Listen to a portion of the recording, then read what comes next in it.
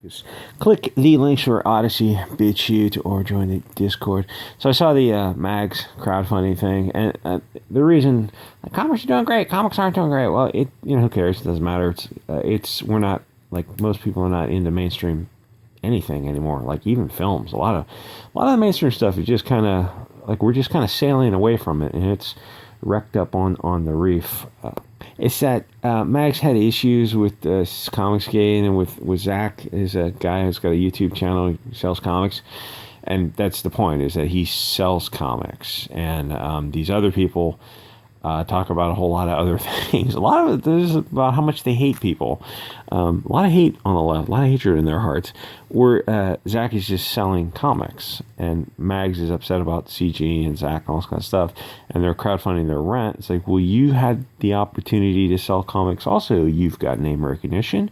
You have a platform with 40,000 people following you on Twitter.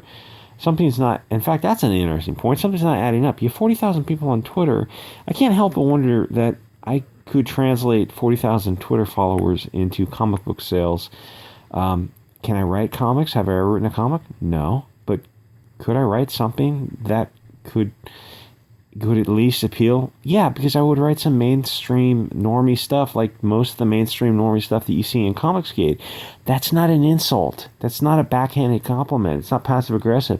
That's what people want, is the basic classic stories of, guy goes off to fight the dragon and marries the princess type of thing.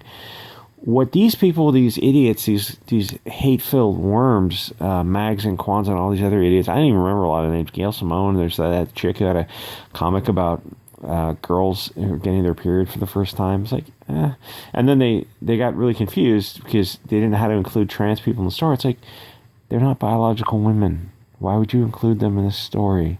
You don't have to wring your hands and fret over something that is completely illogical. Where's I going with that? Oh, people just want fun, simple, escapist. Oh, you mean like comics from the 90s? Is that what you mean, comics from the 90s? I mean the stuff that was selling? Like, to draw a line in the timeline from like 1990 before and after. Before, you're going to see a lot of good, entertaining stories from I don't know, your childhood or way before your childhood.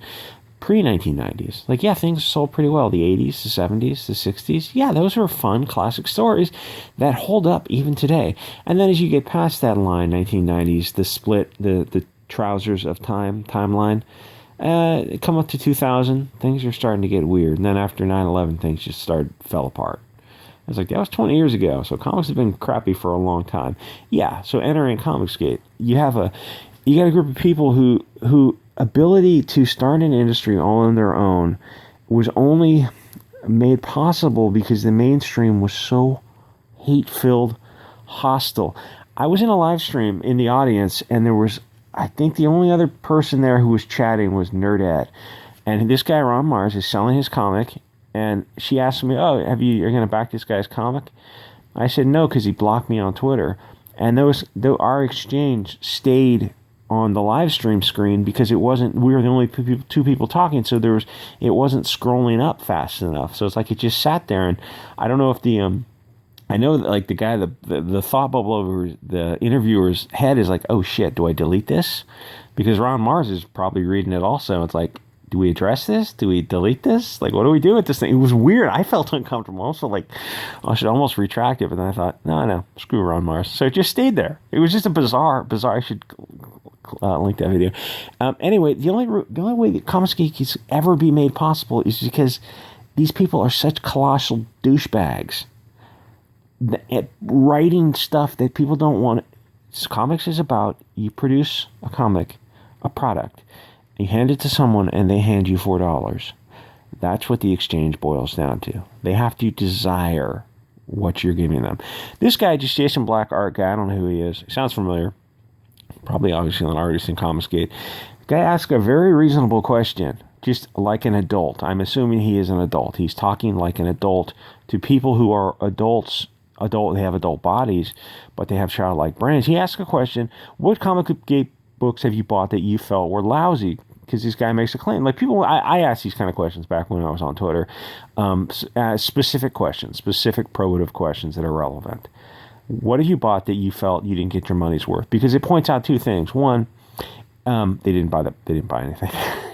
They're judging it without having actually read it. They didn't buy it. And two, if they name a comic they didn't like Jawbreakers was like the big name comic. It was the thing that started everything. You go, oh, I didn't like Jawbreakers. I paid for it and didn't like it. It's like, okay, so I've read Jawbreakers 1 and 2. They're very solid comics. You're not gonna convince me that Jawbreaker, Cyberfrog, all the mainstream Iron Sights, Lone Star by Mike Miller, all those mainstream Doug TenNapel stuff, John Malin stuff, like, you may not like it, but you can look at it and be like, yeah, I can see where other people would like it. It was pretty decent. Like, all those comics were pretty solid. Like, they weren't horrible, and you're not going to convince normies. Like, if you say, oh, yeah, I didn't like Iron Sights, and you go, okay, well, you can point it out, and you're like, this was a pretty good book, and like, a lot of people bought it. In fact, so many people bought these comics that a lot of them had sequels, which is a pretty good indicator that there's some desire there. In fact, some of them went beyond mere sequels into, I don't know what you call it when they go 3 times. I'm drawing a blank. But it turns out, like, oh yeah, why would you want to be a part of Comicsgate? Well, specifically, what's so bad about it? If you even have to ask such a question, clearly you're a chat Nazi. But again, you're just deflecting, you're using word salad, and you're not actually saying anything. And I don't know why he speaks in the royal we here. He says, we don't excuse or support hate groups around these parts. Why are you talking like a pretentious asshole? You're not in the Wild West. You don't need to use the royal we. Especially hate groups that whine about being called hate groups. Again, this is just a tautological, what's the snake that eats his tail? I hope you're enjoying whatever comics you're reading. Be well. So you haven't addressed the issue that he likes a comic. You're making claims about comics, and you haven't backed up what you don't like about the comic. Because let's keep it 100 here on Mars. You haven't read any of these comics. Oh, it's beneath me. It's not worth my time. Then why are you pontificating about how good the comics are if you haven't read them? Or Comicsgate as a whole, you don't listen to the live streams. You don't know the first thing about it. Oh, well, some outlier, some members of the extremist group that is known as Comicsgate. Would you do that to the Muslims, the Jews, the Christians? Well, you probably would do it to the Christians, wouldn't it? Would you do it to the Africans, the Europeans, the Russians, the Chinese? Would you do it to any other group on Earth? The Democrats, the Republicans? Well, of course you did. It's a double. If you didn't have a double standard, you didn't have any standard at all. Again, they're starting with the conclusion of, well, Comicsgate is full of horrible people. If you ally yourself with horrible people, then you're horrible. But you're saying they're horrible people. You're not actually showing how they're horrible. Oh, well, there was this one member. Well, Mags Visaggio threatens violence. Kwanzaa is an out-and-out racist. Who's that other guy? Michelle Pfeiffer? To be fair, psychotic sociopath obsessed with violence. There's a lot of people on your side. There was one guy on Twitter who was Comicsgate posting their L's at the Twitter site, and they're showing a picture of someone who's a fan of some Comicsgate channel stuff, and the guy's like, he was posing with a beer, and he's 40, and he's overweight. He's like 300 pounds. And he goes, oh, Comicsgate has a type. So it's like, you're fat-shaming somebody in an industry where about half the people are 300 pounds. On both sides. Our side and your side. And he's like, the guy's posing with a cyberfrog and a beer, and he's like, 300 pounds? Like, a lot of us are 300 pounds. It's not, like, when is fat shaming and racism acceptable? Oh, when it's on the left. It's left versus right. You didn't get a lot of interaction for that. But the thing is, like, these people on the left, they say these reprehensible things, and they don't get called out for it. So is Comicsgate winning? Yeah, you got people who are selling comics full-time. Maybe a half dozen people who are selling comics full-time. That's an amazing accomplishment. Keep in mind, they're selling their own IP. They're doing it on YouTube. And they're not that you're going to make these things into movies, but, you know, you can look at Jawbreakers and Iron Sights, and you can look, well, the political correctness issue now is a problem. But if it wasn't, you could look at a lot of these properties and go like, oh, yeah, we could turn these into movies.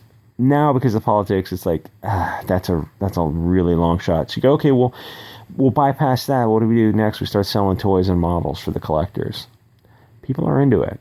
If they pay $100 for a plastic model, it's like, I look at it and I don't really get that aspect of it, but people do it. So it's bootstrapping in industry simply because you go, what do we have to work with? We have YouTube and it's free.